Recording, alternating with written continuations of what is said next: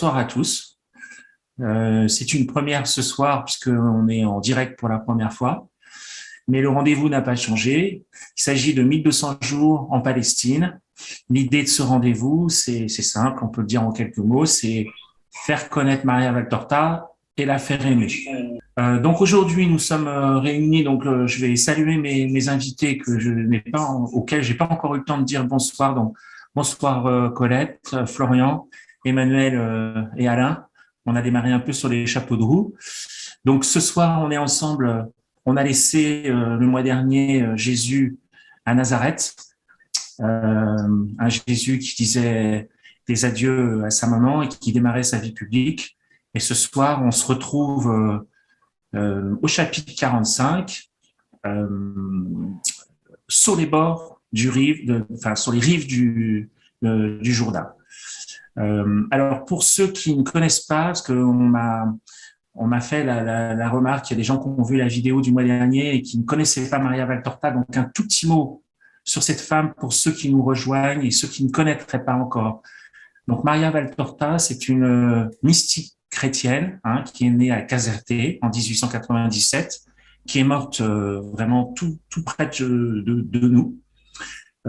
C'est une femme qui s'est offerte en expiation et qui, durant la Seconde Guerre mondiale, a eu des visions de la vie publique du Christ. Cette œuvre, donc, elle a écrit ses visions à la main, sans une seule rature. Et aujourd'hui, on peut dire que ce témoignage, cette œuvre est absolument unique. Voilà. Je vous invite à aller faire vos propres recherches. Il y a beaucoup de choses à découvrir sur cette femme. Donc aujourd'hui, on est ensemble pour découvrir ensemble le chapitre 45. Alors, ce chapitre 45, je montre à l'écran. Vous pouvez le retrouver donc dans le tome 1.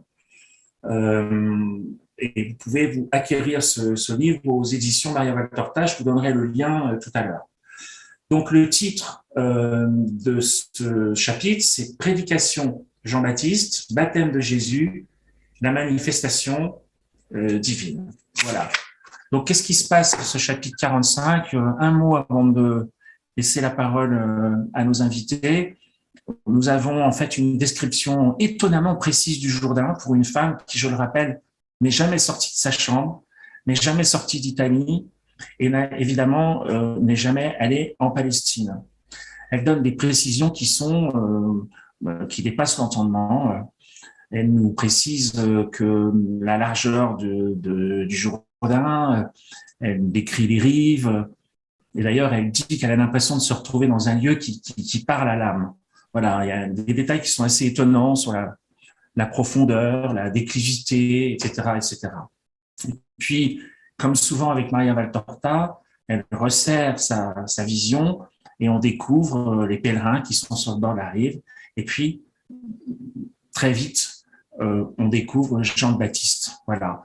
Donc, en fait, dans ce chapitre, on assiste à la rencontre entre Jean-Baptiste et Jésus pour le baptême, tout le monde connaît. Maria Valtorta décrit à quel point ils sont différents. Je crois que leur seul point commun, c'est qu'ils sont grands tous les deux. Il y en a un qui a la peau tannée, qui ressemble à un sauvage, nous dit-elle, et un autre à un ange. Il y en a un qui est hirsute, qui a les yeux noirs, la peau tannée, l'autre qui est bien coiffé, la peau pâle, modeste, avec une douceur dans le regard ineffable. Et puis, dans la seconde partie, Jésus commente la vision de Maria Valtorta. Voilà, j'en dis pas plus. Je passe la parole à nos invités et ce que je vous propose, comme la dernière fois, c'est de passer la parole à Emmanuel.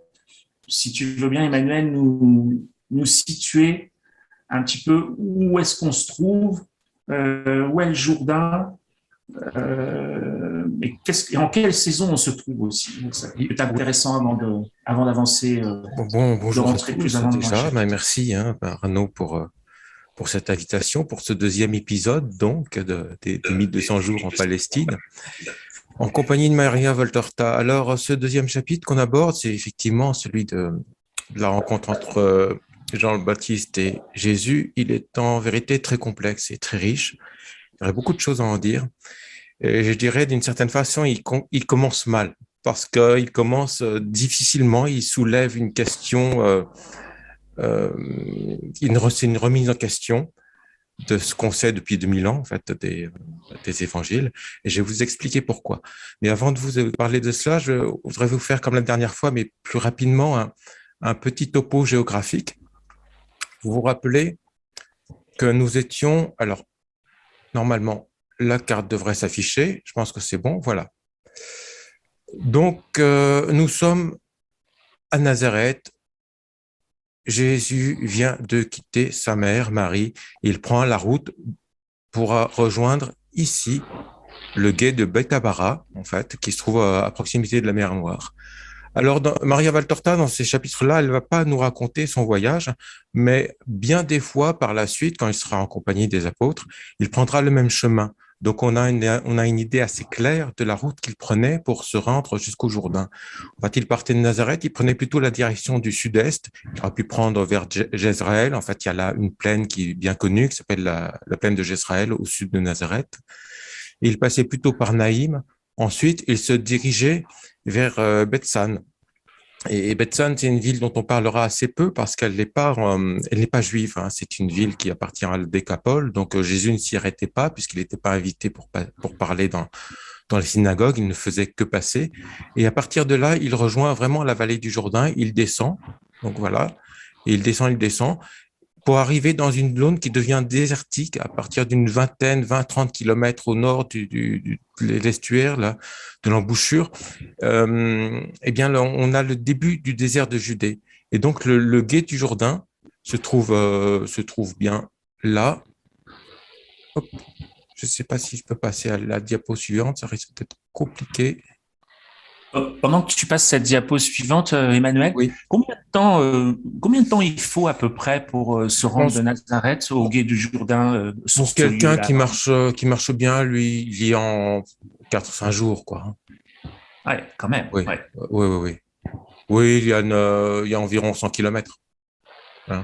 C'est à peu près presque à la même distance que Jérusalem. Et Jérusalem, Nazareth, c'est 120 kilomètres. Hein. Voilà, Ouais, je dirais à vol d'oiseau, hein, sans compter la déclivité. Donc, je pense que s'il marchait vite. Donc, il est parti parce qu'il s'est senti appelé à ce moment-là précis. Et il savait exactement où il allait. Et il faut savoir que ce gué du Jourdain, il n'est pas là par hasard parce qu'il est quand même au bord d'une route. Donc, c'est un gué à peu près 5-6 mois dans l'année, c'est-à-dire l'été. Le reste du temps, il y a trop d'eau. Donc, ce sont des passeurs qui permettent aux gens de traverser. L'été, les gens traversent à pied et les passeurs se chargent simplement de transporter les marchandises.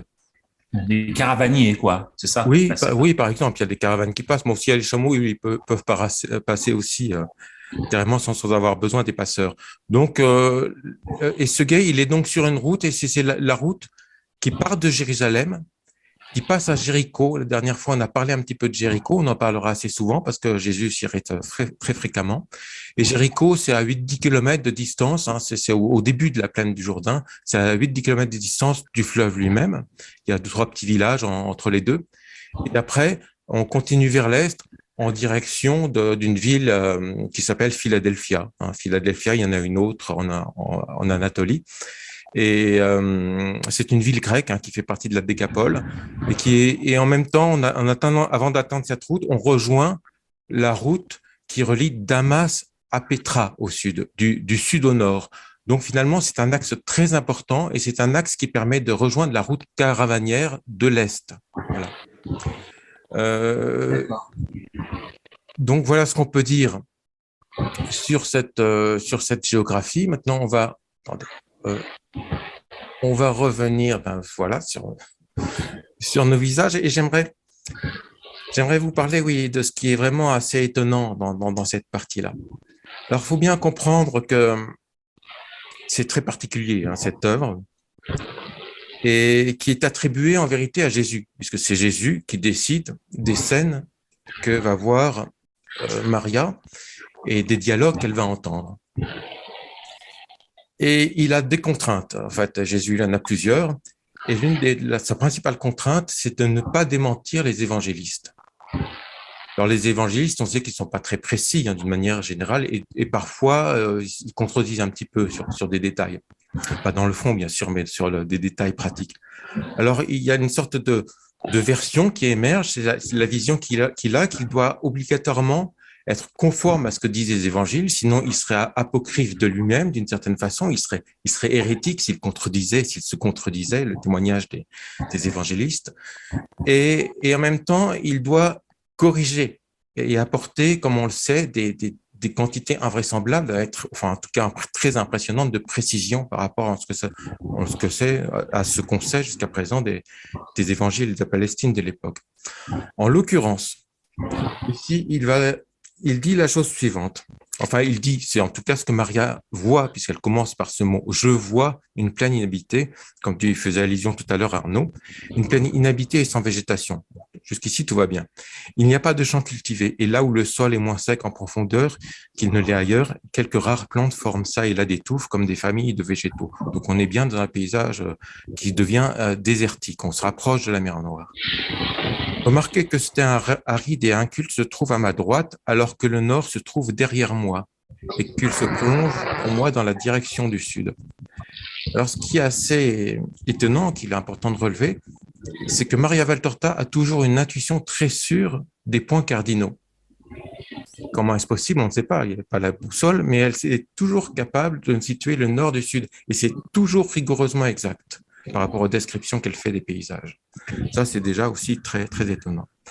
Alors, à gauche, donc, elle vient du nord, elle se dirige vers la mer Morte, et elle est sur la rive droite du Jourdain. À gauche, elle voit donc un fleuve aux berges très basses qui coule lentement, lui aussi du nord au sud. Alors, pardon Emmanuel, je peux Oui. t'interrompre 3 secondes Oui. parce que je ne sais pas si c'est le cas pour vous, mais il y a un bruit de fond parasite qui est extrêmement fort. Donc, est-ce que tout le monde a bien Je coupé l'entends son... légèrement, je ne crois pas que ça vienne de mon côté, mais Bon, ok. Alors, si c'est que moi, ça va. Pas grave. voilà. Alors, ce qui est intéressant, c'est ce qu'elle décrit, un fleuve où l'eau et le courant est tout juste suffisant pour empêcher l'eau de stagner sous forme de marécage. Le fleuve coule très lentement. On voit que sa profondeur ne dépasse pas 1 mètre, que ses berges, il y a des arbres qui ont été abandonnés par des crues hivernales. Et en fait, elle décrit exactement le fleuve Jourdain, comme il est à l'étiage, c'est-à-dire à son niveau le plus bas, quand il est presque stagnant. Il est à son niveau le plus bas, à peu près fin août, au mois de septembre, jusqu'à mi-octobre, avant octobre, jusqu'au retour des pluies au mois de novembre. Alors ça peut paraître tout à fait anodin, ça peut être qu'un détail, sauf que ça va pas dans le sens de la tradition, ni même des analyses qui ont été faites de l'œuvre de Maria de Valtorta et qui situent le baptême de Jésus, donc sa rencontre avec Jean-Baptiste, en hiver, au mois de décembre ou au mois de janvier. De même, la tradition, en particulier chez les orthodoxes, situe l'épiphanie. L'épiphanie orthodoxe, c'est la fête, enfin, la célébration du baptême de Jésus, qui se déroule aussi au mois de janvier, donc en hiver. Or là, on n'a pas du tout la description d'un fleuve en hiver. Et on verra par la suite, en particulier cette même année d'ailleurs, presque un an plus tard, 8 mois plus tard, que le mot fleuve, au mois de novembre, n'a pas du tout la même allure. Il y a plus de courant. Elle décrit, Maria, justement, le courant, les roseaux qui ploient, le bruit de l'eau que fait l'eau en circulant contre les rives. Voilà ce qu'elle décrit. Donc, il semblerait que Jésus se rende pour se faire baptiser sur le Jourdain à la fin de l'été et non en hiver. Ce qui est assez étonnant, puisque dans les évangiles, de même que dans l'œuvre de Maria Valtorta, l'épisode du désert, qui est bien connu, succède immédiatement à l'épisode du baptême. Ce qui signifie que l'épisode du désert se déroulant en hiver, et ça c'est confirmé aussi dans l'œuvre de Maria Valtorta, il y aurait un laps de temps d'au moins 3 mois entre le moment du baptême et le moment du désert. C'est ce qu'on peut déduire d'une lecture, je dirais, attentive, mais c'est clairement écrit quand même de Maria Valtorta. Alors c'est intéressant, on pourrait se lancer dans de nombreuses exégèses autour de tout ça.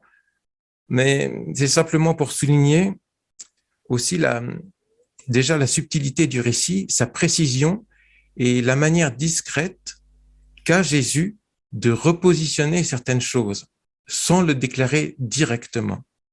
En fait, il est ni plus ni moins, il explique finalement de façon induite, indirecte, que l'épisode du désert n'a pas succédé chronologiquement à celui du baptême. Alors ça peut être contestable. Vous pouvez aussi me donner des éléments pour contester, disons, cette analyse ou cette version, mais il y a quand même beaucoup d'éléments qui convergent dans ce sens-là. Voilà, sans vouloir s'attarder là-dessus, pour pas se laisser, mais aussi mes amis et participants à cette émission s'exprimer. Je voudrais simplement souligner que bien finalement, après cette description, effectivement, Jésus voit des personnages. Ce sont les premiers personnages qu'on voit c'est sa première rencontre. Et là, effectivement, on peut commencer à parler du baptême, ou à moins que d'autres personnes voudraient intervenir sur cette question de la chronologie et de la saisonnalité, en fait, des événements. Oui, ok, merci Manuel. En fait, si je comprends bien ce que tu dis, c'est qu'il y a par rapport à cette question de la saison, en fait, la vision de Maria Valtorta est probablement, enfin, on peut pas douter qu'elle soit exacte, et que donc il y a un trou, enfin, il y a un laps de temps de 3 mois qui est qui est là, qui existe pour pouvoir faire le raccord chronologique par rapport aux Oui, évangiles qui écrivent l'épisode du désert qui suit tout de suite derrière et qui se passe en hiver. De toute façon, c'est ça. Et ça, c'est pas connu du tout. c'est pas connu, ouais. Et en tout cas, la description qu'elle fait du fleuve est extrêmement claire par rapport à cela. D'autant plus que sur des périodes hivernales, on verra même que début mars, au moment de la fonte des neiges, puisque le Jourdain prend sa source dans les montagnes du Mont Liban, il y a une crue. Donc, à tel point, le courant est tellement violent que Jésus, en personne, doit intervenir par un miracle pour suspendre le courant et pouvoir traverser le Jourdain, tellement le courant est fort. C'est vous dire le contraste entre ces deux descriptions et qui sont censées se dérouler pratiquement à la même saison. Voilà. Donc, ça pose un certain nombre de questions. Et je pense que ça aussi introduit à une forme de lecture qu'on doit avoir de cette œuvre, qui est toujours une certaine sorte de lecture parallèle. Il y a ce qui est dit et en même temps ce qu'on apprend simultanément à ce qui est dit. Et qui est sous forme de précision et sous forme de sorte de correction ou d'indices qui sont semés tout le long du récit. Tout ça sans, bien sûr, Alors, elle ne dispose même pas d'un atlas.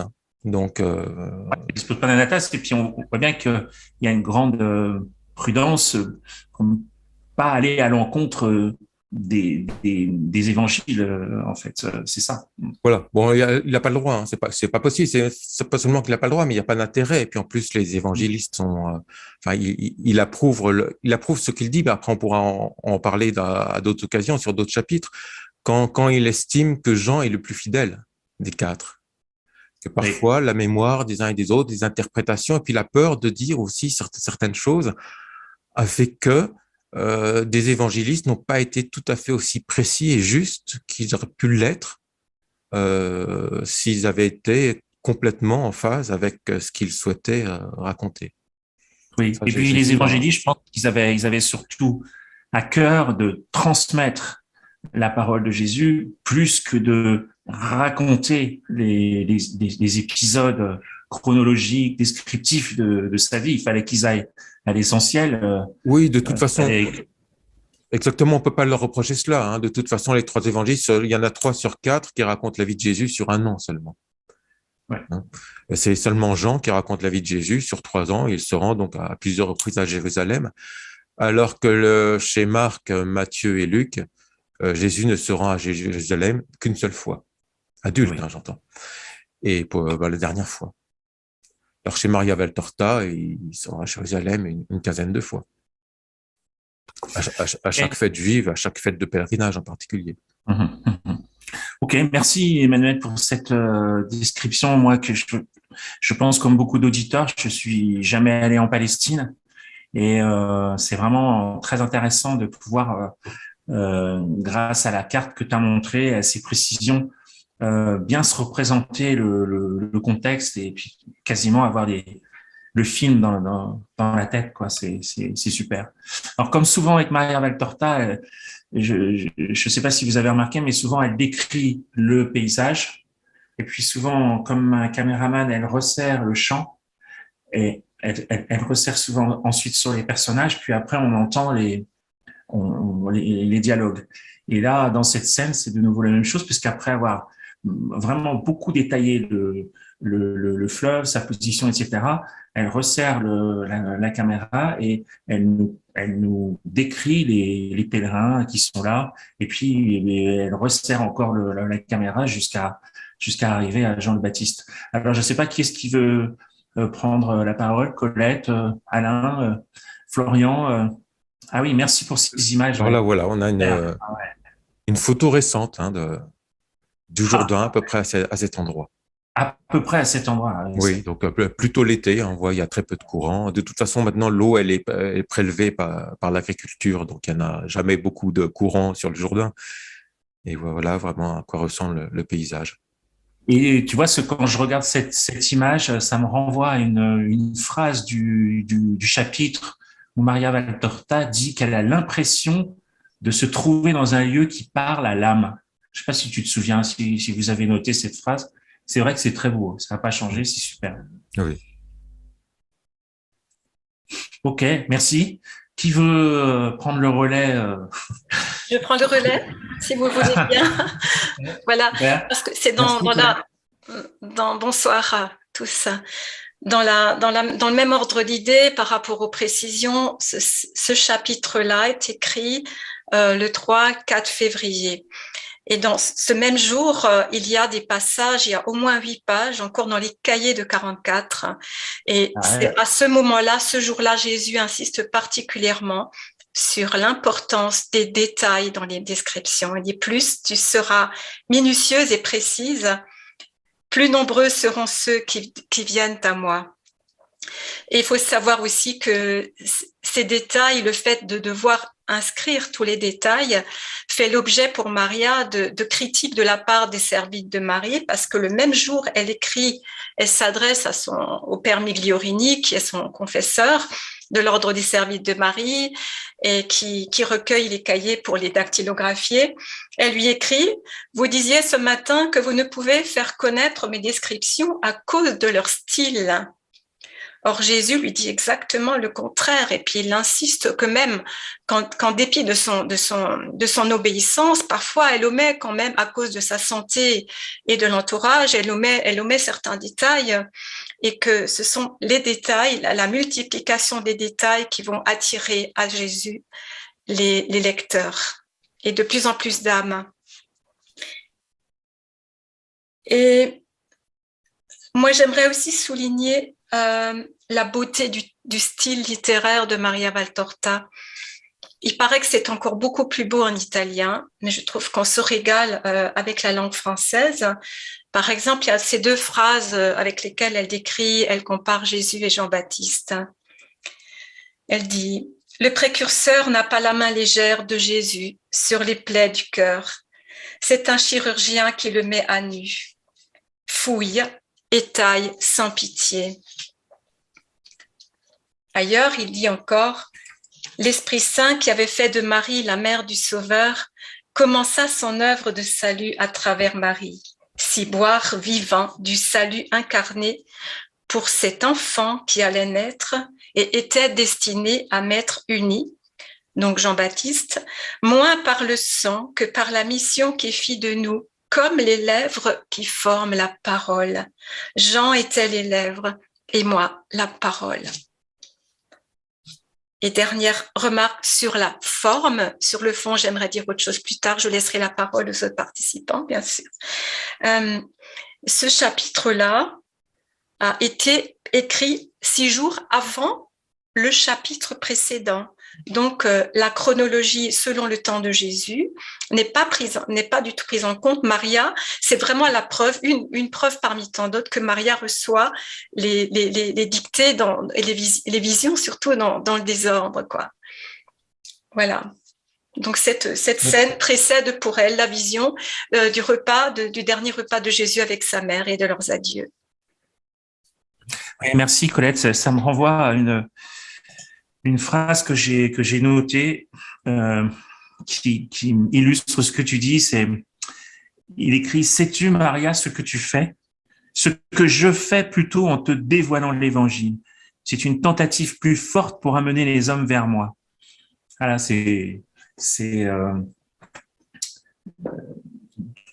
encore une fois un exemple de l'importance des détails et des visions et de la nécessité de la précision de ces visions. D'ailleurs, à ce propos, j'en profite pour indiquer à ceux qui nous écoutent et qui nous suivent que s'ils s'intéressent aux travaux scientifiques, je les invite vivement à acquérir ce livre de Jean-François Lavert, voilà, qui fait un bilan de 10 années de recherche dans absolument beaucoup de domaines, hein, que ce soit l'archéologie, la géologie, l'histoire, etc., etc. C'est très impressionnant de voir à quel point l'œuvre de Maria Valtorta recèle des informations sur la vie, les mœurs, l'époque d'il y a 2000 ans. Je sais pas, alors qui veut s'y lancer? Alain, ouais, je vais dire quelque chose. Alain. Je vais dire quelque chose. Il faut savoir aussi que Jésus n'avait jamais rencontré Jean-Baptiste, sauf dans le ventre de sa mère, chacun dans le ventre de leur mère. Il faut savoir qu'il y a eu quand même un épisode où Jésus a revu Jean-Baptiste. C'était juste avant la mort. Et pour compléter aussi une description, dans ce passage qui était dans le passage 148 où Jésus rend visite de nuit à Jean-Baptiste, dans la description, on dit encore cela fait un très grand contraste. Jésus pâle et blond, aux cheveux soyeux et peignés, avec une barbe courte au bas du visage. L'autre, qui n'est qu'un buisson de poils très noirs, d'où émergent seulement 2 yeux enfoncés, je dirais fiévreux, tant ils brillent de leur couleur noire de jet. Alors bien sûr, j'ai pris le petit livre où on voit la tête de Jean-Baptiste, parce qu'il faut que les gens le voient tel qu'il a été décrit dans le livre, toujours le même de Ferry, comme Maria Valtorta l'avait décrit. Alors on va voir le Baptiste, on va voir, ça va être une photographie, mais une peinture. Voilà notre Baptiste, Jean-Baptiste. Donc ça nous change de tout ce qu'on peut voir dans les églises où l'iconographie, où la statuaire le représente. Moi, je l'ai jamais trop vu comme ça. J'ai cherché, mais voilà le vrai visage du Baptiste. Pareil qu'il ressemblait beaucoup à sa maman. Bon, on a une photo de la maman, enfin un tableau de la maman. Et voilà le Baptiste. Pour ceux que ça intéresse, je sais pas si tu as le livre, si tu veux le présenter, Arnaud. Ben là, tu l'as bien présenté, c'est parfait. Non, mais si toi, Et là, c'est encore une autre vision, puisqu'on parle du Jourdain. Emmanuel en a parlé, surabondamment a parlé tout à l'heure. Regardez, le Baptiste sur le Jourdain, tel que Maria l'a vu, elle l'a fait peindre. Voilà. Encore une autre vision. Ça doit être la dernière bénédiction de Jésus, la dernière rencontre entre Jésus et le Baptiste. Voilà. Je sais que les gens aiment beaucoup voir les images aussi. Moi, ça m'a beaucoup plu de voir ça et ça me fait beaucoup plaisir de vous les faire voir. Voilà. Merci Alain. Alors Florian, qu'on n'a pas entendu encore. Bonsoir Florian. Bonsoir tout le monde. Ouais, quelques mots sur ce chapitre qui est riche, effectivement, riche pour la contemplation, c'est sûr, avec tous les détails dont Emmanuel a parlé. Donc c'est vrai que ça nous permet vraiment d'entrer dans ce moment incroyable. Donc ça, c'est une première chose. Et je dirais que moi c'est toujours pareil quand je lis ce chapitre-là. Moi, c'est quand Jésus prend la parole, quoi, quand il l'enseigne après et qu'il révèle certaines choses en fait que l'on pressent et qu'il explicite clairement. Et bon, il y a quelques éléments qu'on peut noter. Moi, ce qui m'a marqué vraiment dans ce passage-là, dans la dictée de Jésus notamment, il révèle comment le Baptiste le reconnaît. C'est vrai que c'est quelque chose de mystérieux, quoi. Et en fait, le Christ explique que Jean le Baptiste n'a pas eu besoin de signes pour le reconnaître, mais qu'en fait, il possédait l'intelligence surnaturelle qui aurait été en fait le fruit de chaque être humain s'il n'y avait pas eu le péché. Donc en fait, il nous révèle que le Baptiste a été sanctifié dès le sein de sa mère, donc par la visite du Christ, lui, dans le sein de la Vierge Marie, et qu'a priori, cette grâce lui a été accordée d'être, je dirais, limite comme Adam, quoi. Voilà, limite comme Adam, avec ces dons que chaque être humain aurait dû avoir sans la faute originelle. Donc c'est a priori pour ça grâce à ça qu'il a pu reconnaître le Christ. Donc moi, c'est pareil, c'est des choses d'un point de vue théologique qui permettent de réfléchir et d'approfondir encore ce mystère. Et puis moi, il y a quelque chose aussi, on parlait, Colette a cité cette phrase qui me touche beaucoup du Christ, où il dit aujourd'hui, je trouve, pour revenir un peu à notre monde contemporain, on a tendance un petit peu à opposer vraiment le Christ et le Baptiste. Alors qu'en fait, Jésus explique bien qu'ils étaient profondément unis et que l'un comme l'autre révèle une face de Dieu. Et on a tendance à dire, oui, mais le Baptiste, et Maria Valtorta, elle en parle, elle dit, Jean-Baptiste, elle dit quoi, mérite le nom de foudre, d'avalanche, de tremblement de terre, tant ses paroles et ses gestes sont véhéments et sévères. Et moi, je trouve qu'on n'insiste pas assez aujourd'hui sur la sainteté du Baptiste, qui se manifeste, certes durement, mais qui est quand même une manifestation de Dieu, quoi. Voilà. Et on a tendance à opposer en disant, oui, effectivement, le Christ, c'est la miséricorde, mais le Baptiste est autant important pour justement que cette miséricorde soit manifestée. Et je crois qu'aujourd'hui, quand on voit l'attitude du Baptiste et qu'est-ce qu'il a amené au martyr, le simple fait d'avoir dit à Hérode qu'il était adultère, le Seigneur dit c'est un martyr de la justice parce qu'il a voulu défendre, il a défendu la loi de Dieu avec son charisme. Aujourd'hui, qu'est-ce qu'il nous faudrait, je pense, des Jean-Baptiste, mais c'est comme si aujourd'hui on n'osait peut-être plus prendre cette figure du Baptiste pour un exemple, comme si il était dépassé parce que le Seigneur était arrivé avec la miséricorde. Moi, je crois que c'est quelque chose qui le Seigneur révèle bien que le Baptiste est profondément uni au Christ et non seulement comme il l'explique par son martyr, mais aussi par sa manière de l'annoncer tout simplement.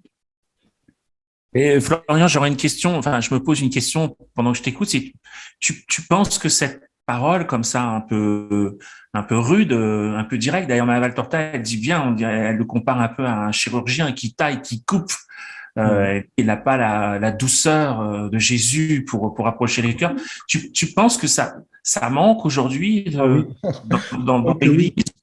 Oui, tu trouves? Et limite, je le tiens même pas de moi-même, hein. Je le tiens pour le coup parce que quand on croise les enseignements du Christ un petit peu qu'il donne, je crois dans les cahiers, je me souviens plus, il faudrait que je retrouve la référence, mais en gros, on comprend dans l'enseignement de Jésus qu'à une époque on peut quand même le concéder, où l'orgueil domine, des paroles sévères et dures qui mettent à nu le péché, tout simplement, serait, à mon avis, efficace, quoi. C'est mon ressenti personnel, et je crois qu'effectivement la miséricorde est obligatoire, mais explique bien, le Baptiste met à nu. Voilà. Et je crois que notre époque manque cruellement de gens courageux, alors peut-être des apôtres, hein, pour dire à certains, non, cela n'est pas permis. Voilà, comme le Baptiste l'a fait, tout en sachant très bien que ça allait le mener au martyr, quoi. Et je crois qu'aujourd'hui, il manque cruellement, hein, de saints de ce type-là. Oui, la peur des mots aujourd'hui. Je souhaiterais ajouter quelque chose à ce que tu dis, Florian. Disons, je rebondis là-dessus. Jésus précise justement, comme tu le dis, que Jean-Baptiste était dans un état de grâce originel tel qu'il était avant la faute originelle. Et dans l'œuvre de Maria Valtorta, il y a un très très beau passage qui précise, qui définit ce qu'était l'état de grâce originel que nous aurions tous s'il n'y avait pas eu la faute. Alors si vous voulez, je partage ce passage. Voilà. Donc il est extrait, vous voyez? Oui, on voit. Très, très bien, c'est parfait. Extrait des cahiers de 45 à 50. Jésus dit, la grâce est l'Esprit de Dieu qui entre en l'homme, accompagné de tous ses dons, pour transformer, élever, sanctifier les puissances et les actions de l'homme, sans S. Et parmi ces dernières, la première et la principale, l'amour. C'est l'action pour laquelle vous avez été créés. En fait, de quel don s'agit-il dans l'état de grâce? Voilà ce qu'il écrit, ce qu'il dit. À ce chef-d'œuvre de la création qu'est l'homme, en qui s'unissent les deux créatures, animales et spirituelles, qu'est-ce que Dieu a apporté de plus que l'existence, des dons gratuits que les théologiens répartissent en dons naturels, préternaturels et surnaturels. Ensuite, il définit. Les dons naturels sont un corps sain et beau, avec 5 sens parfaits et une âme raisonnable douée d'intelligence, de volonté et de liberté. Des dons préternaturels, à savoir l'intégrité, c'est-à-dire la parfaite suggestion à la raison de la sensualité, libre de toute incitation quelle qu'elle soit. L'immortalité du corps, qui n'aurait pas dû connaître la corruption, l'horreur de la mort. L'immunité contre toute douleur, contre toute maladie, et la science proportionnée à sa condition de créature élue, par conséquent une grande science que son intelligence parfaite assimilait sans peine. Enfin, les dons surnaturels qui consistaient en la vision béatifique de Dieu, la grâce qui fait de l'homme un enfant de Dieu et pour destiner la jouissance éternelle de Dieu. Tant par l'origine que par les dons qu'il a reçus, l'homme peut à juste titre se qualifier d'enfant de Dieu et le connaître comme un fils connaît son père.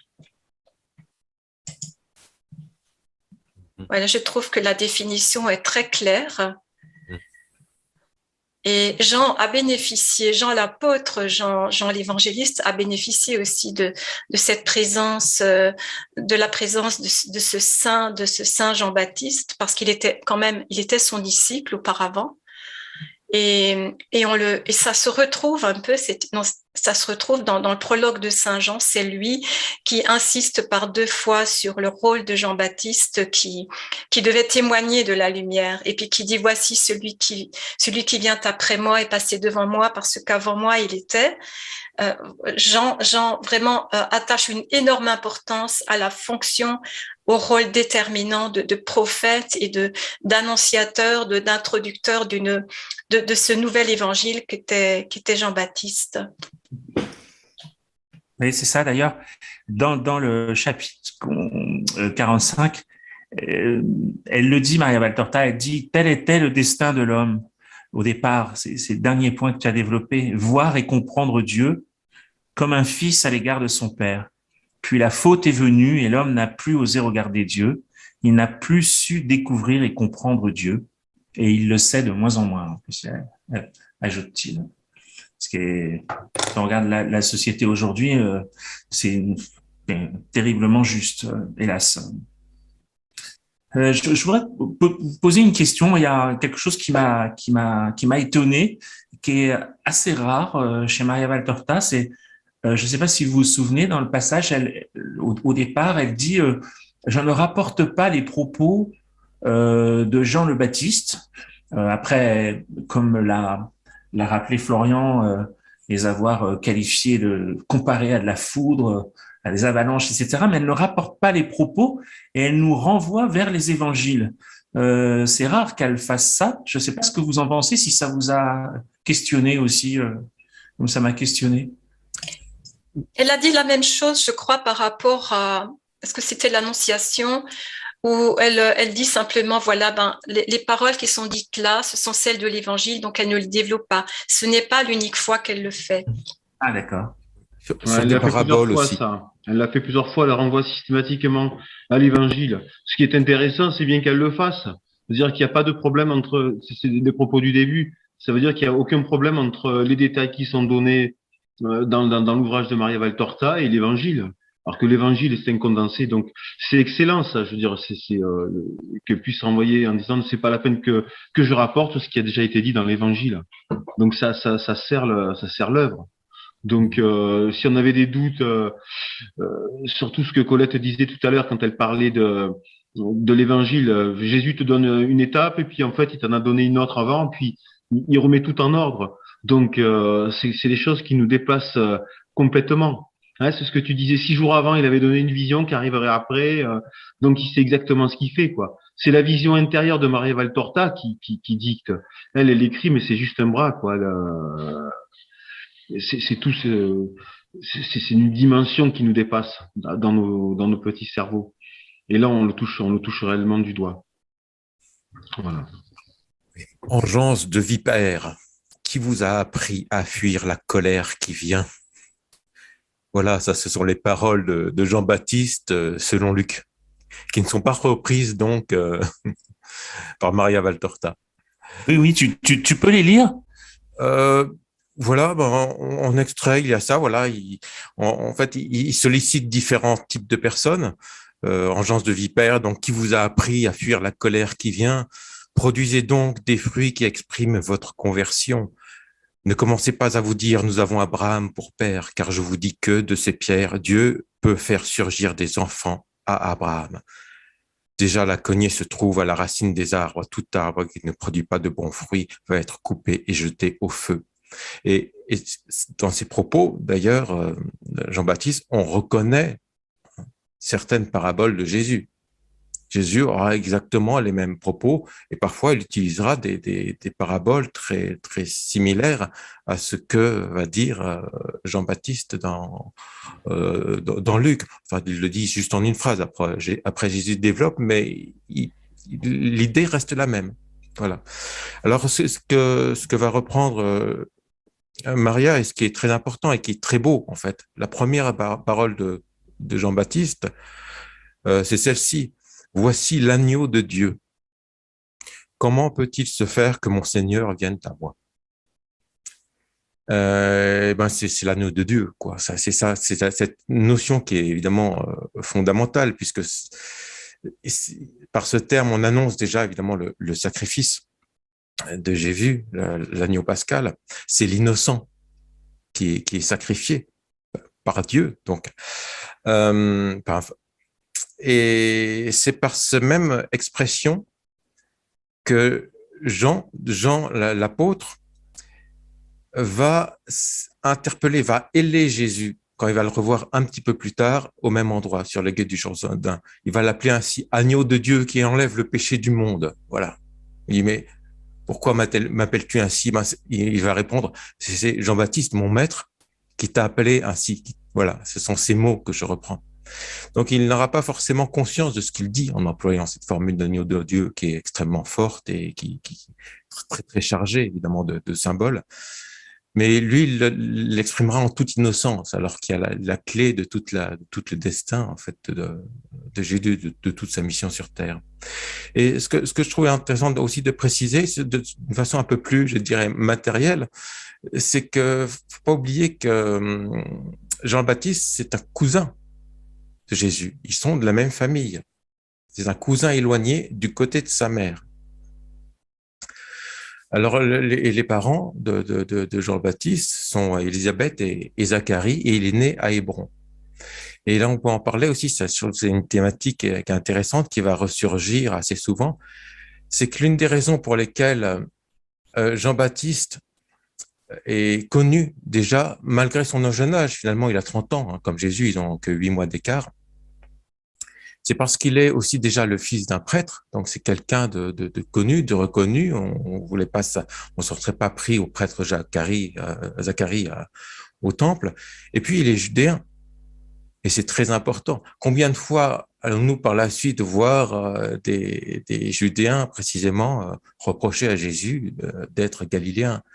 Donc ça, c'est très important. Donc c'est une figure pour les Juifs, Jean le Baptiste, qui est très important pour cela. Et effectivement, il parle directement. Aujourd'hui, on parlerait de, voilà, on le trouverait complètement intolérant et délirant. Personne ne voudrait écouter quelqu'un comme ça aujourd'hui. Et de la même manière qu'on se cache de la vérité est drue et âpre. Là, Jean-Baptiste ne l'habille pas. Il fait ça, pas ça pour plaire. Et la preuve, il vit dans des guenilles, il est maigre, il est toujours exposé au soleil. Il sort de sa caverne simplement pour se rapprocher du Jourdain et baptiser les gens. Et c'est ça aussi qui donne la portée à sa parole. Il est crédible parce qu'il est saint. Il est crédible parce qu'il se prive de tout et il ne vit que pour Dieu. Et c'est en cela qu'il constitue un exemple. Alors qu'on reprochera souvent à Jésus, ça fera partie des reproches qui seront adressés par le membre du Sanhédrin à Jésus, d'être plutôt bien portant. Voilà.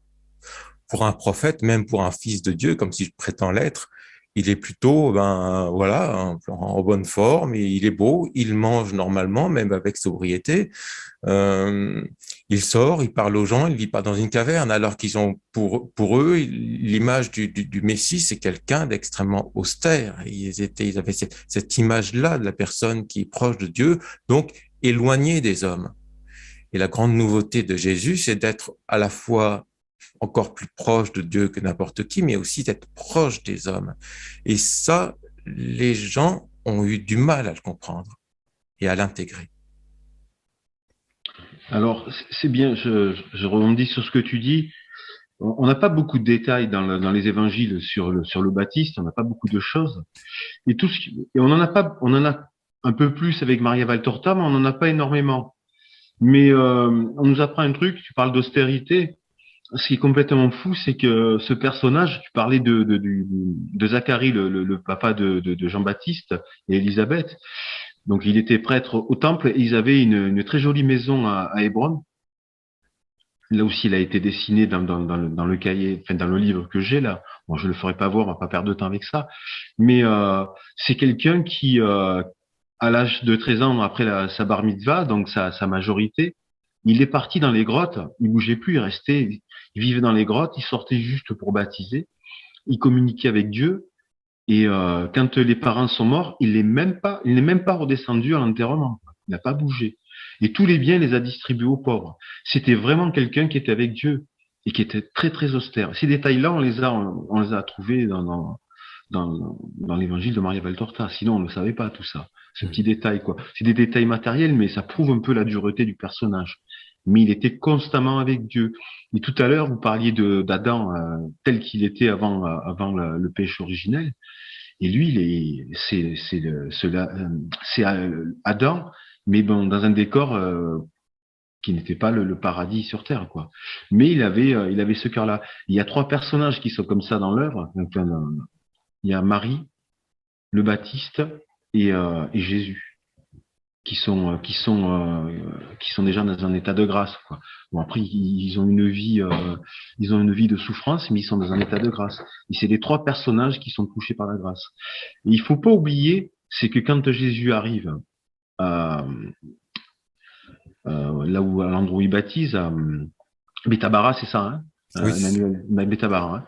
Quand Jésus arrive, c'est un des moments aussi où il y a Dieu, on l'entend pas souvent, Dieu, je crois que c'est 2 ou 3 fois, je crois. Il y a Dieu qui se met à parler en disant, voici mon fils. Et il apparaît à l'endroit où il y a le Baptiste.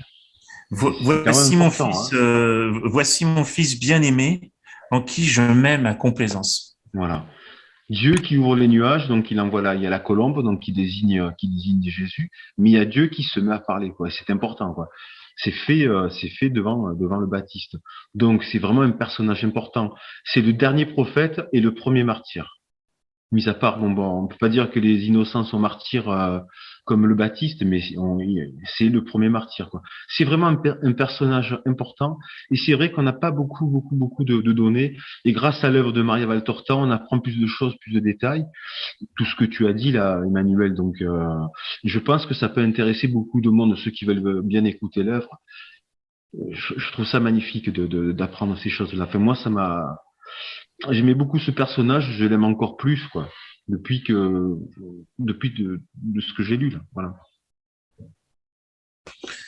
Il y a aussi une autre chose, je ne sais pas si ça vous a étonné, c'est un peu dans la même veine de ma remarque de tout à l'heure, c'est Maria Valtorta, sauf erreur de ma part, ne mentionne pas la voix céleste qui se fait entendre au moment du baptême. D'accord. C'est Jésus dans le commentaire. Il y a la description et c'est Jésus dans le commentaire qui va parler de la voix. Il en reparlera plus tard. Il en reparlera plus tard dans l'œuvre justement où Dieu va encore parler dans le temple devant le grand Sanhédrin. D'ailleurs, Oui. ça leur a pas fait grand chose. C'est incroyable. Oui, en effet, Jésus dit la sagesse du Seigneur voulut faire descendre du ciel cette annonce encore plus puissante que l'annonciation de l'ange, puisqu'elle provenait de mon Père. Et oui. J'avais aussi observé quelque chose, ça peut être un petit détail plutôt de style, mais qui m'a bien... Qui est fou. Hein. Qui est fou. M'a touché. Oui, il y en a plein comme ça. Cette question de Jean-Baptiste, comment peut-il se faire que mon Seigneur vienne à moi? Donc Jésus répond, c'est pour accomplir le rite de pénitence. Mais la question, elle fait écho à cette question de sa mère Élisabeth, qui ont tous les deux, qui pour moi témoignent d'une humilité et d'une grande vénération, parce que Élisabeth avait dit aussi à la Vierge, comment m'est-il donné que vienne à moi, qui suis ta servante, la mère de mon Seigneur? Et lorsque Jésus va rendre visite à Jean-Baptiste dans sa grotte près d'Hénon, encore cette question, comment se fait-il que mon Seigneur soit venu jusqu'à moi? Et Jésus lui répond, pour réjouir ton cœur et le mien. J'ai trouvé ça très beau. Ces trois questions, comment peut-il se faire que comment puis-je être digne de cette humilité très touchante, je trouve.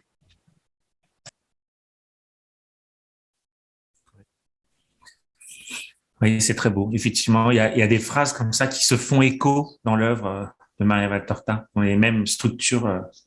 Les yeux, hein, j'ai pas dans la tête.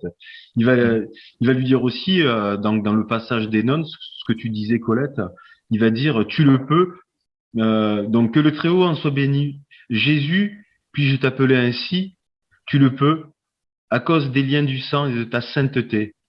Ce nom que disent même les pécheurs peut être dit par le Saint d'Israël. Pour eux, c'est le salut, pour toi la douceur. Que veux-tu de Jésus, ton maître et ton cousin?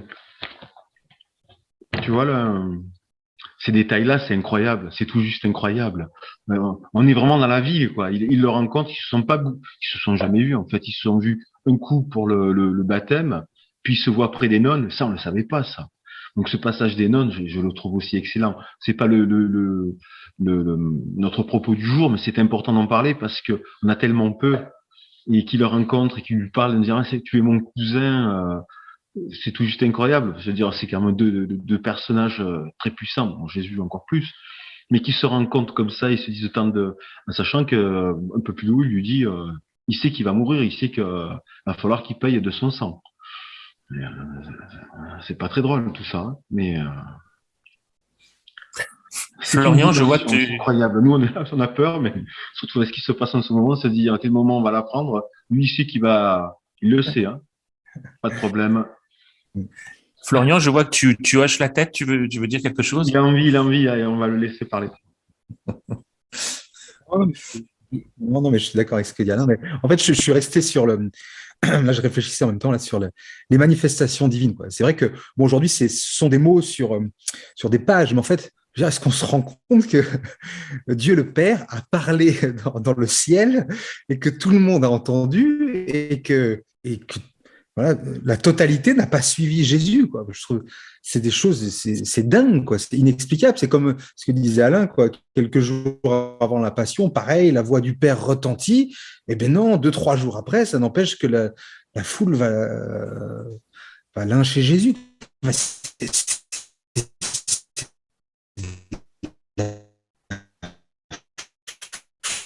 Folie, quoi. Et Jésus, d'ailleurs, voilà, que sa patrie a été comblée, vraiment comblée, voilà, et que pourtant, bah, voilà, ça n'a pas converti le peuple. Et il fait un parallèle avec aujourd'hui. Il dit les miracles existent aujourd'hui, et je dirais qu'ils ne sont pas plus efficaces pour la majorité qu'ils ne l'étaient à l'époque. Et ensuite, il fait le lien avec cette œuvre, quoi, voilà, de Maria Valtorta, en expliquant que bah, c'est un don supplémentaire pour amener les hommes à la foi en lui, quoi. Donc, je trouve, en même temps, ça dit quelque chose de la... j'aime ce mot, je l'ai découvert, je ne le connaissais pas dans Valtorta, mais la longanimité divine, la patience divine avec nous, quoi. Voilà, Dieu va jusqu'à parler dans le ciel et les hommes ne se convertissent pas, quoi. Donc c'est assez dingue, mais bon, voilà. Mais après, il y a d'autres.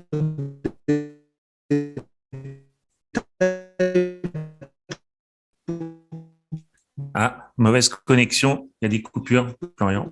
Des petites choses, ouais, des petits trucs qui donnent justement. Ouais, moi je voulais dire. Il y a un petit détail qui m'a touché dans le récit, là, où quand Jésus voilà, se manifeste au Baptiste, c'est que, je ne sais plus où est-ce que c'est exactement, mais en gros, on découvre que le Baptiste, il pleure. Voilà, il pleure, il y a une larme, je crois, le terme de Maria Valtorta, c'est qu'une larme adoucit son regard sévère. Voilà. Et en fait, là, du coup, on se représente vraiment la solennité du moment, effectivement, le dernier prophète qui montre le Messie. Et voilà, ça c'est des choses qui donnent une touche particulière, voilà, à cette œuvre. Et de même que tout à l'heure Emmanuel parlait de la notion sacrificielle, quoi, du rôle du rédempteur de Jésus qui était donné par le terme agneau de Dieu. Et d'ailleurs dans la phrase que dit Jésus pour répondre au Baptiste, qui lui dit mais voilà, non, c'est pas à moi de te baptiser, quoi. Et Jésus lui dit, je vais retrouver ça. Il lui dit en gros, je trouve plus le passage, mais il lui dit en gros que c'est pour amener les hommes à un plus grand mystère, voilà, un plus haut mystère, pour accomplir le rite de pénitence afin d'amener les hommes à un plus haut mystère, et aussi pour leur signifier que la victime, il se définit lui-même comme étant la victime qui est dans le monde. Voilà. Donc, là, entre le propos du Baptiste et la réponse de Jésus, on voit vraiment que la mission du Christ est explicitée, quoi. C'est une mission de rédempteur. Florian, excuse-moi, tu voulais parler, Arnaud, c'est bon? Non, je te donne la parole. Je voulais juste illustrer ce que dit Florian. Je trouve ça très troublant puisque peut-être sans le savoir, regardez ce que dit Maria Valtorta, enfin ce que dit Jésus donc dans la deuxième partie. Il lui dit à tous je donne le moyen de me connaître, donc par le don de la vision ou par la manifestation sur le Jourdain. Ce que disait Florian tout à l'heure, c'est incroyable. Dieu a parlé, sa voix a retenti et pourtant c'est comme si finalement parfois ça avait quasiment aucun effet. Et il ajoute et si encore une fois cette voix donc ne sert à rien, si comme des enfants cruels, j'ai perdu la ligne, pardon, ils rejettent le don sans en comprendre la valeur, à toi mon don restera, à eux ira mon indignation. Et il ajoute, et c'est à ça que j'ai pensé quand Florian parlait tout à l'instant, nous avons joué de la flûte et vous n'avez pas dansé, nous avons entonné des lamentations et vous n'avez pas pleuré. Ah. Oui, c'est super, c'est très puissant. Et moi, c'est la phrase qui est juste derrière, qui est... Vas-y, tu peux la lire. Hein, ouais. Qui est dure, hein, mais elle me touche vraiment parce que moi, je crois vraiment que cette œuvre de Valtorta, elle répond à un désir du cœur de l'homme, bien sûr, mais particulièrement de cœur de vérité. Voilà. Et Jésus le dit derrière, il dit, mais peu importe, laissons les inconvertibles accumuler sur leur tête des charbons ardents et tournons-nous vers les brebis qui cherchent à connaître le pasteur. Voilà. Et ouais, effectivement, quoi, Jésus, il donne une nouvelle fois, il donne et les âmes de bonne volonté trouveront le salut aussi à travers cette œuvre de Valtorta. Je ne sais pas si c'est à dessein que tu m'as laissé la dernière phrase, mais quand moi je suis tombé sur ce que je vais lire, hein, c'est sujet, verbe, complément. Il me semble que toute l'œuvre de Maria Valtorta est résumée. Il ajoute: le pasteur, c'est moi, et tu es la houlette qui les conduit à moi. Et je pars la semaine prochaine donner quelques petites conférences ici et là. C'est une phrase que je cite souvent, parce que indirectement, ça veut dire que lire Maria Valtorta, c'est être conduit au Christ. C'est magnifique cette phrase. Le pasteur, c'est moi, et tu es la houlette. Donc pour ceux qui l'auraient oublié, hein, la houlette, c'est ce bâton de berger qui est courbe en haut. Et qui donc fait écho à l'image du bon berger et de ses brebis, quoi. Donc lire Maria Valtorta, c'est être conduit, c'est la Maria Valtorta, c'est la houlette qui conduit à Dieu. C'est quand même difficile de dire autant de choses en aussi peu de mots. Je peux compléter ce que tu dis, Arnaud, parce que le même jour, dans le cahier de 44, Jésus lui dit: en te montrant l'évangile, je fais une tentative plus forte pour amener les hommes à moi. Je ne me limite plus à la parole, j'ai recours à la vision et je l'explique pour la rendre plus claire et plus attractive. C'est une phrase magnifique que je connais aussi et qui est extrêmement troublante, parce que quand il dit qu'il a recours à la vision et que les mots, donc peut-être les mots de l'évangile ne portent plus autant qu'avant. Je crois qu'il reste 3% de chrétiens pratiquants en France. Quand il dit qu'il utilise la vision, c'est très troublant. C'est comme si il avait pressenti que le 21e siècle serait le siècle de l'image. Et c'est vrai que aujourd'hui, en 2022, c'est l'image qui a pris le pas vraiment complètement sur absolument tout. Et là, fin du XXe siècle, Jésus pressent ça et produit par le sacrifice de Maria Valtorta une œuvre où il y a des descriptions, des visions, vraiment des visions qui sont d'une précision absolument incroyable. Et c'est vrai que le fait de pouvoir voir, je pense, plus cette œuvre va être connue, plus elle va rallier des cœurs et elle va amener à des conversions grâce à la vision. J'en suis persuadé. Pressentir, il le pressent pas, il le sait puisqu'il voit, il est dans le présent, il sait exactement ce qui va se passer. Mais j'allais intervenir et puis Colette l'a fait, elle a cité un passage. Et dans les cahiers, parce que je vois que Colette, elle connaît vraiment bien les cahiers, il y a un autre passage où il dit que, je reconstitue parce que j'ai plus la phrase exacte, mais que cette œuvre, ce sera un guide sûr pour les temps qui viennent, c'est-à-dire nos temps à nous, parce que j'ai l'impression qui fait plus confiance à certaines personnes qui devraient nous guider, qui nous guident plus. Donc, il faut s'en remettre à l'image, comme tu dis, Arnaud, comme tu dis, à l'image, puisque dans l'Apocalypse, on sent un petit peu quelque part que il y a une allusion qui est faite à la télévision en disant ils regardent quelque chose qui les guide, qui les conduit là. On a l'impression, je crois que c'est dans le chapitre 12 de l'Apocalypse, où il parle de la bête qui, j'ai l'impression que c'est de la télévision.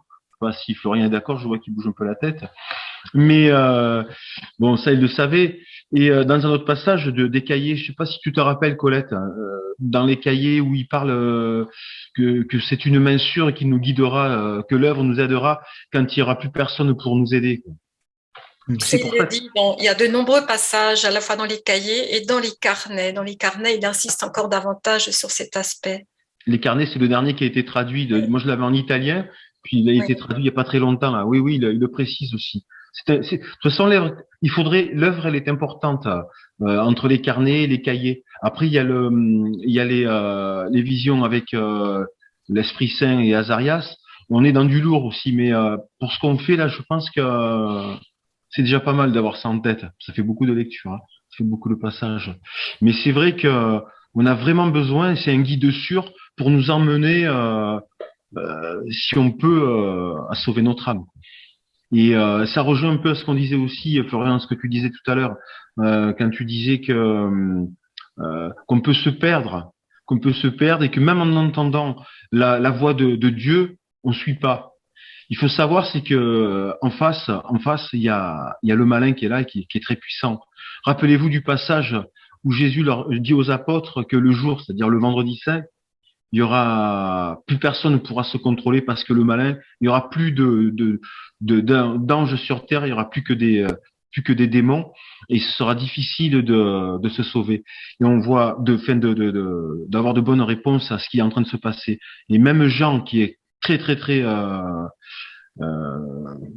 notre Jean, pas Baptiste, mais le Jean, même lui est parti ce jour-là, quoi. Il est revenu vite, mais il a été perdu, quoi. Plus un ange sur terre, quoi. Donc c'est là la puissance.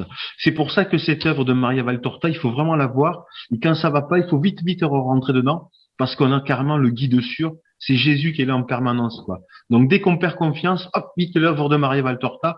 C'est pour ça que je suis là, que je participe, et j'essaie d'aider du mieux que je peux à faire connaître l'œuvre. Et tous, on est pareil, je pense, hein, on en a souvent discuté quand on s'est rencontrés. Mais il faut absolument avoir ça. Et si on doit partir vite fait de chez nous, le seul truc qu'on doit prendre, c'est les 10 volumes. Comme le faisait, c'était Mère Teresa qui les avait, c'est ça? Déjà. Ouais, c'était Mère Teresa qui avait l'œuvre en 10 volumes. Alors on le met un petit peu dans la tête en lisant, mais il faut vraiment avoir ça parce qu'on a besoin de ça. On a vraiment besoin de cette œuvre. Voilà, c'est pas de la publicité gratuite, hein. C'est la vérité. Puisqu'on est dans la vérité. Et ce livre, cette œuvre, c'est la vérité. C'est la vérité, une grande continuité de l'évangile, puisque bon, avoir la Bible aussi, c'est très bien, quoi. Mais il faut vraiment, et Jésus le dit, on essaiera de retrouver le passage, Colette, ce passage où il dit, il faut vraiment avoir l'œuvre, par rapport à ce qui va se passer, parce qu'il n'y aura plus que ça, on n'aura plus que ça. Alors pour l'instant, on a encore tous nos prêtres, mais on sent bien que, comme tu disais, on n'est plus que 3%. Et du coup, au niveau des prêtres, au niveau de la crise économique qu'il y a, ou de ce qu'il y a eu quand il y a eu le Covid, on s'est rendu compte qu'on pouvait plus aller à la messe, puis on était interdit de messe, on pouvait plus rentrer. Donc, l'œuvre m'a aidé, quoi. Elle a été bénéfique pour moi. Je sais pas vous, vos impressions, mais c'était vraiment important d'avoir cette œuvre et de la lire, puisqu'on n'avait plus de prêtre. Et je me suis retrouvé un peu dans ce que j'ai trouvé dans les cahiers en disant, à un moment donné, vous n'aurez plus rien du tout, et cette œuvre sera salutaire. Magnifique. Mes amis, le temps passe très très vite. Je regarde ce qu'on appelle les chats. Je pensais qu'il allait y avoir beaucoup de questions. Alors peut-être que je n'arrive pas à lire correctement ou que ça se passe ailleurs que la fenêtre que j'ai sous les yeux, mais je n'ai pas de questions. Donc ce que je vous propose, c'est comment dirais-je, d'abord, j'aurais aimé, parce qu'il m'a semblé, Emmanuel, tout à l'heure, que tu disais que tu avais envie de dire quelque chose que tu dirais un petit peu plus tard. Est-ce que j'ai bien entendu? Tu veux dire quelque chose que tu n'as pas pu exprimer tout à l'heure? En fait, moi, je posais juste une question. Je pense que Ouais, je t'en prie. un peu à tout le monde. C'est Oui. par rapport au baptême, justement. Parce que quel est le sens du baptême, en vérité, même d'après Maria Valtorta, parce qu'on s'aperçoit que Jésus dit, je n'avais pas besoin du baptême, c'est ce qu'il écrit, mais la sagesse du Seigneur avait jugé que ce devait être l'instant et la façon de nous rencontrer, donc avec Jean. Et de la même manière, on comprend que Jean utilise le baptême à cause de ce qu'il appelle l'épaisseur de l'esprit des autres. Un signe est nécessaire. Ils ont besoin d'un signe matériel. Il faut que l'eau coule, qu'ils se trempent les mollets dans l'eau. Et parce que les hommes sont lents à voir et ils ont des oreilles paresseuses. Voilà. Donc, ça, on a l'impression que c'est une façon d'attirer le public, je dirais presque par comme un petit spectacle, hein, mais que dans le fond, c'est pas ça qui est essentiel. Et on verra plus tard quand Jésus baptisera lui-même, hein, c'est dans les évangiles et puis dans Maria Valtorta, ça va se passer à la fin de l'année à la Belle Eau, où il va baptiser une journée et puis les jours d'après, il dira Pierre commence, voilà, et puis tous les jours vous changerez, ça sera chacun son tour d'aller baptiser les gens qui demandent le baptême. Les gens ont besoin d'un signe parce qu'ils pensent que c'est important. Et voilà, la question, c'est selon vous, qu'est-ce que le baptême finalement est-il important et est-ce que c'est justifié finalement de l'usage qu'on en a aujourd'hui dans le christianisme? Est-ce qu'il a un sens? En fait, ce que tu décris, c'est la définition même du sacrement. C'est-à-dire le sacrement, c'est quelque chose de visible. Donc, comme tu le dis, le prêtre ou le Christ, mais en l'occurrence aujourd'hui le prêtre qui verse de l'eau, il manifeste en fait quelque chose qui se passe invisible. C'est-à-dire le sacrement est visible, manifeste quelque chose d'invisible. Et en l'occurrence, ce qui se passe de manière invisible, comme dit, je crois, le Christ à propos du baptême, c'est la croûte de la blessure de la faute qui tombe à cet instant-là. Donc, il y a une grâce qui change. Une grâce qui est donnée, oui. Qui change l'âme humaine. Donc, c'est le même baptême. Et effectivement, on voit que l'eau à l'œil, mais c'est infiniment précieux, c'est sûr. Rappelez-vous ce que dit le Baptiste. Moi, je vous baptise dans l'eau, mais celui qui viendra, je ne suis pas digne de dénouer ses courroies ou de dénouer ses sandales, selon les versions. Et lui, il vous baptisera dans le feu. C'est-à-dire qu'en fait, comme dit Florian, le baptême pour un petit bébé, ça va, ou un adulte, puisque là après il y a eu des adultes aussi à cette époque-là, c'est une préfiguration du baptême du feu. Bien sûr. Qui va être difficile, qui va être douleur. Donc ce baptême du feu, où est-ce qu'on va le rencontrer? Soit dans la sanctification sur terre, pour quelqu'un qui est très très avancé comme le Baptiste. Et le baptême du feu, ça va être quoi? Ça va être la décollation, ça va être par le sang, quoi. Il va être une décollation, ça va être une très grande souffrance. C'est ça le feu. À un autre moment, si nous on fait pas ce qu'il faut et qu'on arrive quand même à faire un petit peu, Jésus le dit aussi en disant, c'est quand il y a cette parabole où il dit, il y en a qui vont dans les mines, il y en a qui sont conduits par le diable, ils vont aller en enfer. Ceux qui vont aller au purgatoire, ça va être aussi un baptême par le feu. Donc je pense que ce baptême-là qui enlève réellement le péché, qui enlève le péché, mais le péché revient aussi sec. Mais ça, c'est une purification, c'est une préfiguration du baptême du feu, et ça correspond à peu près à la phrase du Baptiste qui dit, moi, je ne suis pas digne. Pour moi, le baptême de Jean, c'était surtout un baptême de conversion. Il s'agissait de se convertir et ensuite de faire pénitence, de s'engager dans la pénitence, et surtout par rapport aussi aux 10 commandements, dans le respect de la loi, de ce que la loi qui était instituée à cette époque-là. Et puis après, avec Jésus est venue la grâce sanctifiante. Il a apporté la grâce. Et par le baptême, c'est par le baptême dans l'Esprit Saint qu'aujourd'hui, dans ce sacrement-là, que nous sommes sanctifiés et que l'enfant devient véritablement enfant de Dieu par le baptême, et qu'il est libéré de l'empreinte du péché originel, même si ensuite l'être humain est toujours confronté aux différentes tentations, parce qu'il reste la lutte. Dans la lutte, oui, faillible, voilà.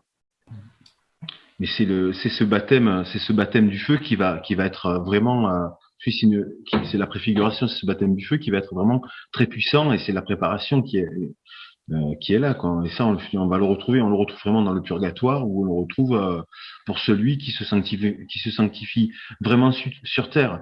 Je sais pas si vous avez déjà lu Saint Jean de Dieu, La nuit obscure, ou Padre Pio, ou Maria Valtorta, si vous lisez Maria Valtorta parce qu'il y a aussi l'autobiographie, on n'en parle pas souvent, mais elle a écrit une autobiographie, et elle raconte un peu, même dans l'œuvre elle le raconte, mais quand elle a les souffrances, c'est un peu, quelque part, c'est un peu le baptême du feu, là.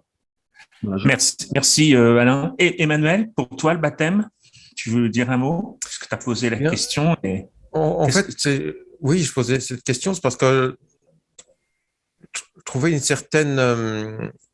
enfin, on a l'impression que Jésus est tout le temps en recherche d'un référent intérieur. C'est la personne qui fait le choix. Là, il dit, voilà, il faut l'esprit éclairé, l'homme qui voit et qui écoute n'a pas besoin en soi du baptême. C'est ce que je comprenais, en fait, à travers cet épisode. Une façon de dire que c'est une aide, effectivement, c'est une introduction à quelque chose et qui prépare au véritable baptême, qui est sans doute, effectivement, celui du feu. Et d'ailleurs, par un moment, ça se passe à la Bello, quelqu'un qui ne demande pas le baptême, Pierre lui demande, mais tiens, tu as parlé à un homme, tiens, il n'a pas demandé le baptême. Et Jésus répond à Pierre, les larmes aussi, c'est de l'eau.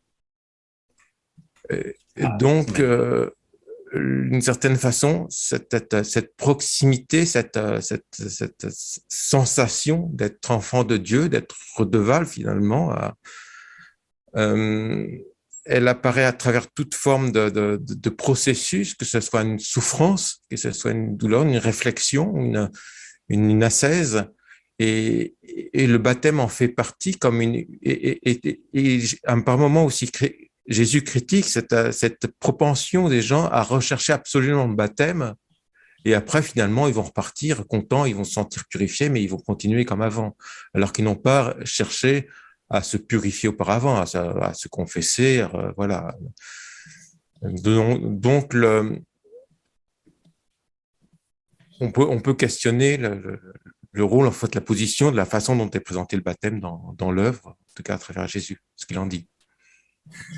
Ouais, très intéressant. Merci Emmanuel. Pardon. Oui. Oui. En fait, les sacrements sont bien expliqués dans l'œuvre. Je ne sais plus exactement dans lequel des livres, mais ils sont vraiment expliqués en détail, tous les 7 sacrements de l'Église. Les éditions aussi à son image, c'est ça, Arnaud? Oui, tout à fait. Ouais. Fascicules sur tous les sacrements. Ils ont tout détaillé aussi. Quand Arnaud se déplace, il les a, tous les sacrements. Donc, tu le retrouves. Tu as le baptême, tu as 1 heure avec Jésus. Il y a tout. Pour ceux qui voudraient l'avoir, tu peux le retrouver, ça. Dans tout ce qui est sacrement. Alors, j'ai une question là d'une internaute que je connais, en l'occurrence, c'est la question, je vous la lis, c'est Jésus a-t-il été baptisé enfant? Qu'est-ce qu'on répond à ça? Qu'est-ce que vous avez envie de répondre à cette... On va répondre que... Colette, tu voulais dire quelque chose? Non. On va répondre que ce qu'il appelle le baptême, là on parle du baptême parce qu'on est passé dans le Nouveau Testament. Mais sinon, dans l'Ancien, ce qu'on appelle le baptême, c'est la présentation au temple, enfin, dans la loi mosaïque. C'est cet épisode où quand vous faites parce que vous faites tous votre chapelet, je le sais, c'est le passage où il y a la présentation au temple, où on va lui enlever la petite peau au bout de 8 jours. Oui, c'est ça. On me signale que j'ai mangé un mot. La question, c'est pourquoi Jésus n'a-t-il pas été baptisé enfant? Voilà. Mais il l'a été à la loi mosaïque. Au temple. Oui. Présentation au temple. Il faut faire le distinguo pour la personne que tu connais, lui dire, ou peut-être qu'il écoute, que il y a l'Ancien Testament et le Nouveau Testament, c'est-à-dire là on est dans le baptême, on est dans autre chose avec le précurseur. C'est pour ça que Jésus d'ailleurs se baptise, parce que lui il montre l'exemple. C'est ce qui est prévu par son Père, par Dieu. On est dans une transition là. Est-ce que vous permettez que je vous lise une définition faite par l'ange Azarias? Je ne peux pas partager le document, ce n'était pas prévu. Voilà. Et puis on conclura. L'ange Azarias dit « Qu'est-ce exactement que le baptême ?» La plupart des chrétiens répondraient « Une cérémonie que l'on fait au début de la vie pour montrer que nous sommes catholiques ». D'autres, moins nombreux, répondraient « C'est un sacrement qui efface le péché originel et nous rend la grâce. » C'est déjà une bonne réponse, puisqu'il se montre aussi ainsi en possession du minimum de connaissances religieuses suffisant pour vivre de façon chrétienne et donc pour se sauver, à condition que la bonne volonté soit unie à cette connaissance. Mais seul un très petit nombre irait jusqu'à approfondir ce qu'est véritablement le baptême, ce dont il est formé, quelle est sa véritable nature, cachée sous les substances utilisées par le rite. Si beaucoup pensaient à la nature du baptême catholique et s'ils faisaient tout leur possible pour faire comprendre cette nature à leur fils ou leur filleule dès l'âge le plus tendre, alors un profond amour du Christ apparaîtrait vraiment chez ces petits comme chez leurs parents et parrains, un amour tel qu'il les ferait se retenir de péché, un amour si fort qu'il les pousserait à accomplir des œuvres saintes pour compenser le don reçu au début de la vie et solder par l'amour la dette que nous avons envers le Christ, tout comme celle que nous avons envers le Très-Haut se solde par la douleur. Le baptême est l'immersion dans les souffrances de Jésus, dans ses larmes, dans son sang, dans ses humiliations, dans sa mort, et ceci sous l'espèce de lot. Le vainqueur de la mort est mort pour détruire la véritable mort, celle du péché. Il a ouvert ses veines pour vous donner de quoi blanchir votre âme. Il s'est fait transpercer le côté pour vous accueillir au plus profond de son cœur. C'est de là que vous ressuscitez à la vie de la grâce. Voilà, j'aurais... Magnifique. Tu peux montrer le livre à l'image? Voilà. Bon, c'est le livre d'Azarias que vous retrouverez, que vous pouvez commander, que vous pouvez vous procurer, qui est magnifique. Voilà, super, merci. Qui sont en fait des échanges qui ont eu lieu dans la chambre de Maria Valtorta entre son ange gardien et Maria Valtorta. Et merci Colette d'avoir lu ce passage, c'est juste magnifique. Donc le temps passe à toute vitesse, il faut que l'on conclue. Donc je vais faire quelques petits rappels. Je rappelle donc aux auditeurs qui connaissent pas bien que l'œuvre existe en audio. Voilà. Donc, si vous avez autour de vous des gens qui sont, allez, je prends cet exemple pas tout à fait par hasard parce que j'en vois beaucoup dans des EHPAD que l'on met au fond des lits et pour lesquels on allume, on met la télé en permanence. Ben voilà. Vous pouvez, comment dirais-je, faire circuler la version audio. Qui s'adresse aussi bien à des femmes qui travaillent beaucoup, des hommes qui sont débordés, et même à certains prêtres qui disent c'est magnifique mais j'ai pas le temps. Voilà, on peut écouter ça dans la voiture. C'est l'œuvre, les 10 tomes sont là sur plus de 260 heures de lecture. Et puis je voulais aussi attirer votre attention, je sais pas si vous voyez bien, sur la sortie, c'est vraiment une très très belle initiative de Bruno Perinet qui réalise donc avec Louis Borza et Bernard Martineau une bande dessinée qui est extrêmement fidèle, je ne sais pas si vous voyez bien, hein, oui, voilà, à l'œuvre de Maria Valtorta et qui ne s'adresse pas seulement qu'aux enfants, aux adolescents, c'est d'une fidélité exemplaire. Et c'est vraiment une très, très belle réalisation. Voilà. Et puis, pour finir, je voulais vous rappeler à ceux qui nous suivent et qui nous écouteront en replay que vous pouvez vous procurer les livres sur l'adresse internet suivante. On l'affichera. Édition, hein, en minuscule, au pluriel, Maria Valtorta, tout attaché. Édition mariavaltorta.fr. Voilà. Le site a été revu et travaillé par Antoine. Il est vraiment maintenant hyper convivial. C'est très facile, donc n'hésitez pas à vous y rendre. Donc à moins que l'un d'entre vous ou l'une d'entre vous ait envie d'ajouter quelque chose, bon, je vous remercie tous les quatre pour votre participation. C'était passionnant. Moi, j'avais personnellement appris beaucoup de choses et ça me donne encore envie de relire le chapitre ce soir. Donc, à nos auditeurs, mettez des pouces, abonnez-vous, mettez des commentaires. Je suis allé voir tout à l'heure sur la première vidéo qu'on a réalisée. Il n'y a pas beaucoup de commentaires. Donc, n'hésitez pas à nous faire des suggestions, des remarques. Est-ce qu'il y a des choses qu'on doit changer, améliorer? Toutes vos idées sont les bienvenues. Donc, je vous donne rendez-vous lundi 30 mai, donc dans un mois, pour le chapitre 46, un chapitre presque, je dirais, peut-être le plus saisissant Alors, si on met la passion de côté, c'est le désert et la rencontre de Jésus avec Satan. Donc, ça s'intitule, voilà, je l'avais noté, hein, Jésus est tenté par Satan au désert. Et c'est avec un sous-titre, c'est comment vaincre les tentations. Voilà. Je ne sais pas où vous en êtes les uns et les autres avec les tentations, mais je vous prie de croire que les dialogues qu'on va découvrir dans ce chapitre entre Jésus et Satan sont absolument saisissants, et les recommandations de Jésus derrière pour neutraliser les tentations quand elles sont pas bénéfiques sont extrêmement précieux, et c'est une chance extraordinaire. Donc je vous donne rendez-vous le mois prochain. Je vois Alain qui veut montrer encore quelque chose. Vas-y Alain, je te laisse le mot de la fin. Je vous remercie tous et je vous donne rendez-vous lundi 30 mai. C'était les tentations en fait.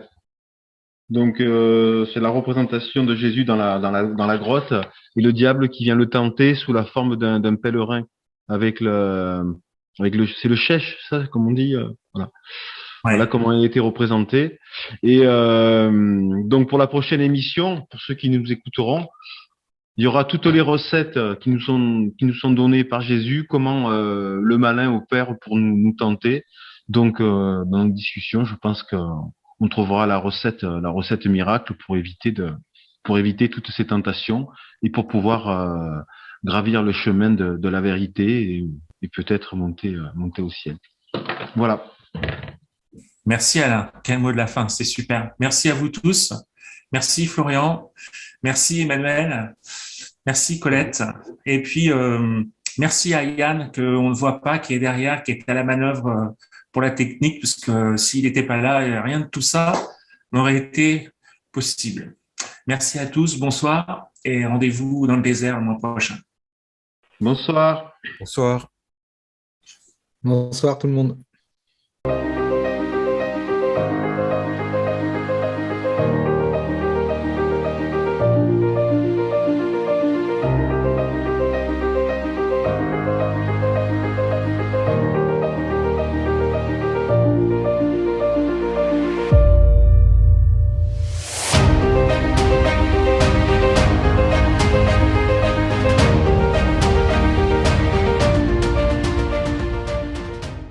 L'Évangile tel qu'il m'a été révélé de Maria Valtorta. Maria Valtorta reçoit en révélation la vie de Jésus, sa naissance, les 3 années de la vie publique, sa passion, sa mort, sa résurrection et son ascension, jusqu'au début de l'Église et de l'Assomption de Marie. L'œuvre décrit les paysages, les ambiances, les personnages, les événements avec précision et vivacité. L'analyse scientifique permet de démontrer que les détails sont cohérents et crédibles et ne peuvent être le simple fruit de l'imagination. Les 3 cahiers de 1943, 1944 et de 1945 à 50. Dans ces 3 volumes, on trouve des visions d'extraits de vie de saints, Sainte Irène, Saint François, Sainte Agnès, Sainte Thérèse, des visions du purgatoire, de l'enfer, de l'Apocalypse, de la résurrection finale, de l'Église à la fin des temps, de l'Antéchrist et des directives au pape. Leçon sur l'épître de Saint Paul. La lettre de Saint Paul aux Romains est un des textes les plus importants de la Bible chrétienne. C'est le fondement de la doctrine de l'Église. À travers 48 leçons dictées à Maria Valtorta, l'Esprit Saint commente la plus grande partie de cet épître. Le livre d'Azarias. Azarias est l'ange gardien de Maria Valtorta. Il commente les 58 messes festives du missel de Saint Pie V. Il guide l'âme du lecteur, enseigne à se conduire sur les voies de Dieu, vers une très grande perfection d'amour. Il approfondit les textes de la messe comme l'introïte, le graduel, les antiennes, la secrète, etc. Un vrai trésor caché. Les carnets. Les carnets rassemblent les derniers écrits de Maria Valtorta encore inédits en français. Ce sont principalement des dictées de Jésus qui complètent les cahiers et proviennent de feuilles volantes et de petits carnets récemment découverts. Les thèmes abordés, les premiers temps de l'Église, les crises de l'Église, commentaires de Jésus sur le Notre Père et le Je vous salue Marie, conseils pastoraux, précisions sur certains textes évangéliques, messages de Marie, des révélations sur l'emplacement du tombeau de Saint Pierre.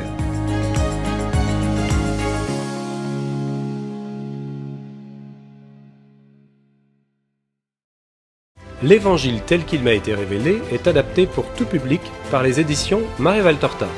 En bande dessinée, Ictus, la vie de Jésus. Découvre la vie de Jésus pour les 4-7 ans. La vie de Jésus pour les 8-12 ans. L'Évangile tel qu'il m'a été révélé simplifié pour les 13 ans et plus. Et aussi en audio sur clé USB.